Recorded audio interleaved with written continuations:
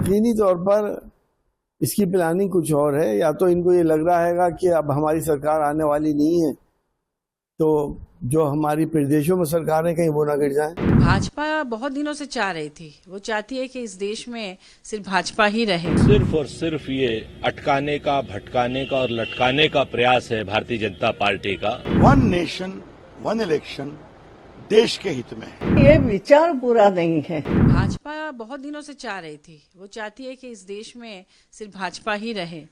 आप सोचिए कि अगर इस तरह से वन नेशन वन इलेक्शन होगा तो जो रीजनल पार्टियां हैं, क्षेत्रीय पार्टियां हैं, जो निर्दलीय लड़ते हैं, ऐसे कैंडिडेट्स का क्या होगा? क्योंकि एजेंडा सेट होता है, लोकसभा का अलग रहता है, विधानसभा का अलग रहता है। हर राज्य में, जैसे झारखंड में स्थानीय मुद्दे अलग हैं, जो कि विधानसभा में उसके आधार पे जनता वोट करती है, कैंडिडेट को देखकर करती है। और लोकसभा में बस वहाँ पर दिल्ली में जो बैठे हैं बस उनको देखकर दे देते हैं। कई बार धार्मिक मुद्दा, धार्मिक उन्माद ला के चुनाव करा दिया जाता है।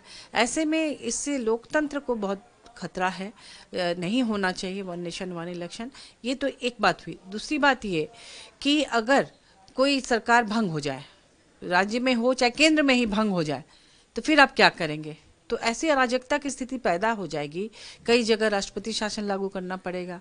जो गठबंधन की सरकारें हैं उनमें हमेशा तोड़ फोड़ और इसकी कोशिश होती रहेगी कि भाई वो टूट जाए, एक हट जाए, सरकार गिर जाए और राष्ट्रपति शासन लागू कर दें। तो ऐसे बहुत तरह के प्रॉब्लम्स आएंगे।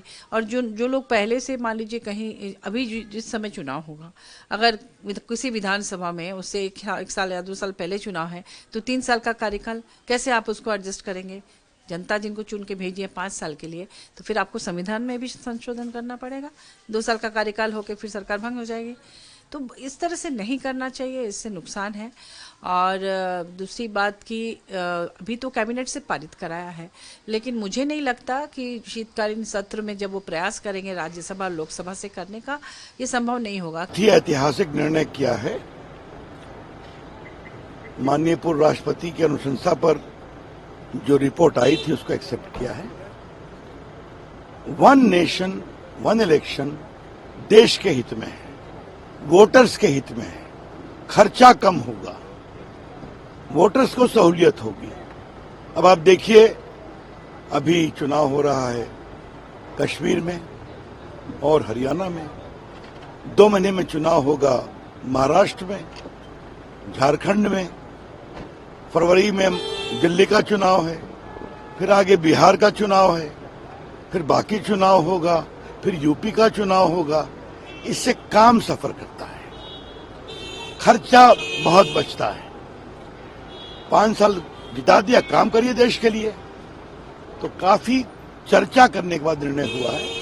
मैं उम्मीद करता हूं बाकी पार्टियां इसका समर्थन करेंगी और ये 2029 से लागू करने का प्रस्ताव है। लेकिन सर, अपोजिशन इसका अपोज कर रही है, कह रही है कि एक राष्ट्रीय अध्यक्षों की बैठक तो कम से कम बुलाते हैं। अब वो तो आगे होगा ना, वो तो हर काम का अपोज करते हैं। जब एक बार तय हुआ है, संसद में आएगा, बिल के रूप में आएगा, चर्चा होगी।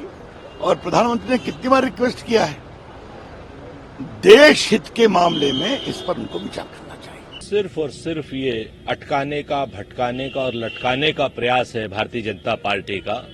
वन नेशन वन इलेक्शन किसी भी सूरत में अभी व्यवहारिक नहीं है। और जो भी इन्होंने रिपोर्ट्स दी हैं वो बिल्कुल व्यवहारिकता से परे हैं।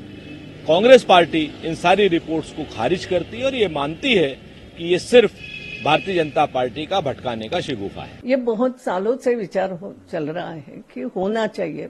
मेरे ख्याल से शुरू में हो रहे थे ऐसा कि पूरे देश में एक बार इलेक्शन अगर हो जाता है तो पूरे 5 साल वास्तव में शांति से तुम विकास के काम कर सकते हो।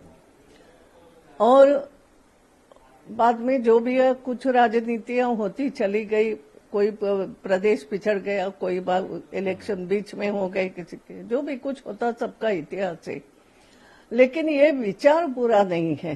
पहली बात तो कि क्योंकि स्टेट इलेक्शन और नेशनल इलेक्शन अगर एक साथ हो जाते हैं तो एक बार वो हो गए कि भले ही स्टेट का काम हो वो आबादित रूप से चलेगा, नहीं तो कहाँ इलेक्शन है, एक बार लोकसभा के इलेक्शन हो गए और उसके बाद फिर विभिन्न प्रदेशों में चलता ही रहा कारवां इलेक्शन का। तो कहीं ना कहीं ऐसा होता है कि फिर वो ये लगता है ना, चुनाव आचार संहिता आचार संहिता से काम रुक गए, अब ये निर्णय नहीं ले सकते, वो नहीं होता, ये कहीं ना कहीं तो अड़चने आती है। ये मुमकिन है नहीं। अगर कहीं की सरकार गिरती है या गिराई जाती है, मोदी जी की पार्टी ने सबसे ज्यादा सरकारें गिराई हैं तो वो वोट करी है। तो अगर मान लिया कि 2 साल बाद सरकार गिरा दी तो क्या 3 साल तक राष्ट्रपति शासन लागू रहेगा उसके ऊपर? या 1 साल बाद गिर गई तो क्या होगा?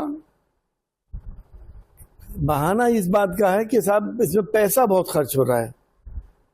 सबसे आसान तरीका यह है कि अब नेट के जरिए वोटिंग अगर हो जाए और सबका आइडेंटिटी बनी हुई है, सबकी आइरिस का आधार कार्ड से भी और फिंगरप्रिंट से भी, बायोमेट्रिक सिस्टम से, तो अगर आदमी नेट के जरिए वोटिंग कर दे तो कोई खर्चा ही नहीं आएगा और ईमानदारी से वोटिंग भी हो जाएगी और पता भी चल जाएगा कि कौन जीत रहा कौन हार रहा। तो ये मैं नहीं समझता कि ये पॉसिबल है, ये ज़मीनी हकीकतें नहीं है। ये यकीनी तौर पर इसकी प्लानिंग कुछ और है। या तो इनको ये लग रहा है कि अब हमारी सरकार आने वाली नहीं है तो जो हमारी प्रदेशों में सरकारें कहीं वो ना गिर जाएं। तो मैं नहीं समझता हूँ कि ये प्रैक्टिकली मुमकिन है।